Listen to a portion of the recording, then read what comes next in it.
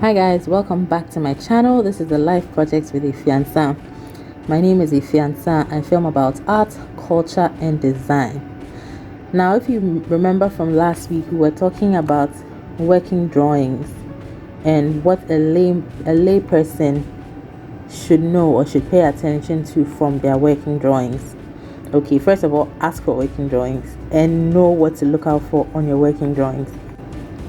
So from last week, one of the first documents on your working drawings would be a block plan.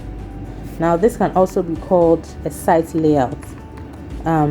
We don't call it a site plan because there's a site plan that usually when you buy a piece of land, you'll be given. It's one of the documents that are given to you for your permit.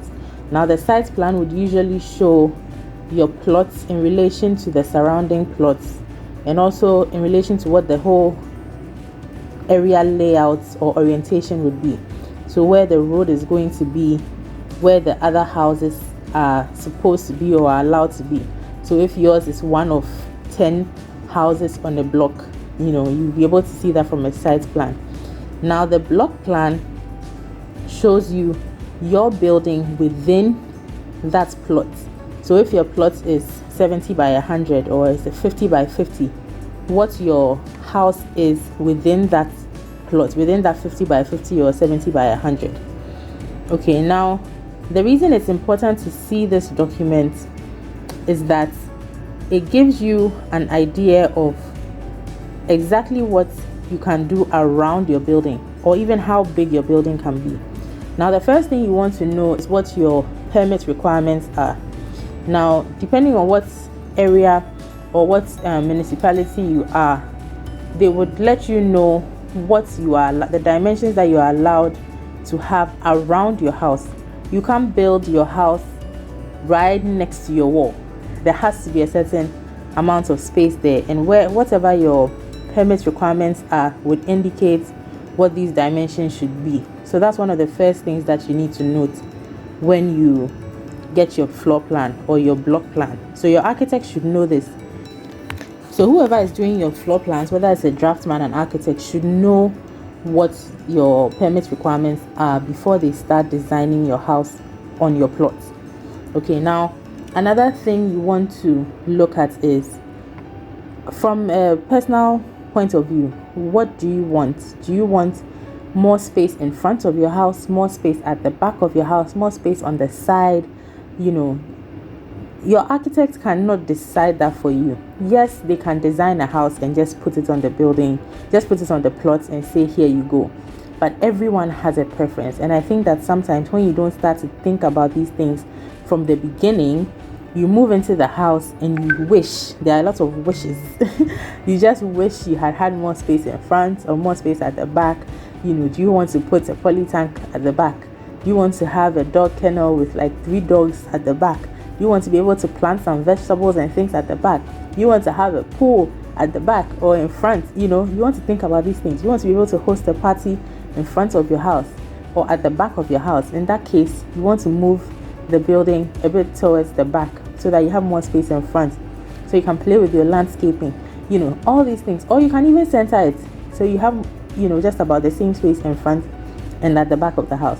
And then on the side of the house, where do you want to park your cars? Do you want to park your cars on the side of the house, or just the opportunity to think about some of these things. So this is a project that I did in November. It was actually a restaurant and the buildings were a bit spread out. Okay, so when the project was brought to me, it was something that had already been started. So the washroom areas were existing, and then the kitchen area was also existing.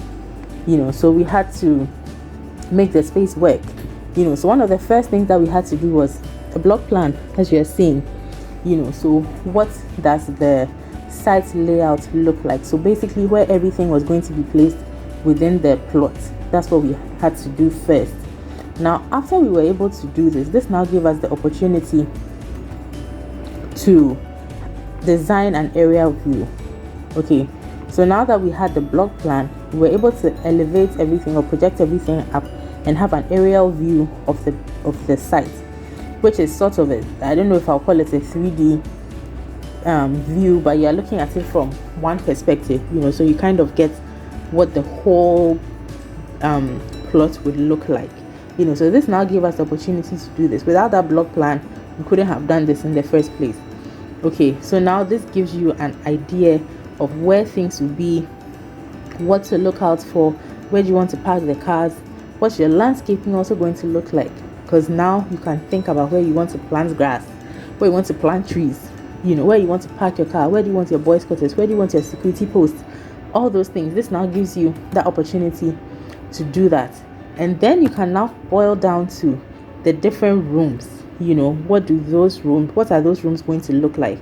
You can now start playing around with the interiors or even the exteriors. It could still be features on the exterior that you're looking at, So yeah, this is where you want to go after you've done some of these things.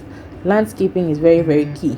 You want to be able to think about what things will look like on the outside. You can even give that block plan to a landscaper to start thinking about what your landscape will look like, or start designing it, start giving you quotes. I keep saying that if you're able to get your quotes early enough, you can start locking down certain costs. Okay, now just before I run off, I remember a recent project that we did somewhere in March, and I remember getting to the site and the foreman had already done the profile for the building, and it was facing the wrong side. I could have collapsed that day, because it took so much time for them to do the profile. So if I hadn't gotten there on time, they would have started digging and the house would have been facing the wrong side. So that's why it's important to have a block plan and to understand the block plan as a lay person. You don't need to be a professional to be able to look at a block plan and have a rough idea of what you are looking at. Okay, so that's the purpose of this series that I'm doing. All right, guys, thank you so much for watching. Let me know if you have any questions. If there's anything I left out, please put it in the comment section. And don't forget to like, comment, and subscribe. You guys keep watching and you're not subscribing. Come on, guys, hit the subscribe button so we can grow this family and continue to share ideas, and hit the like button as well.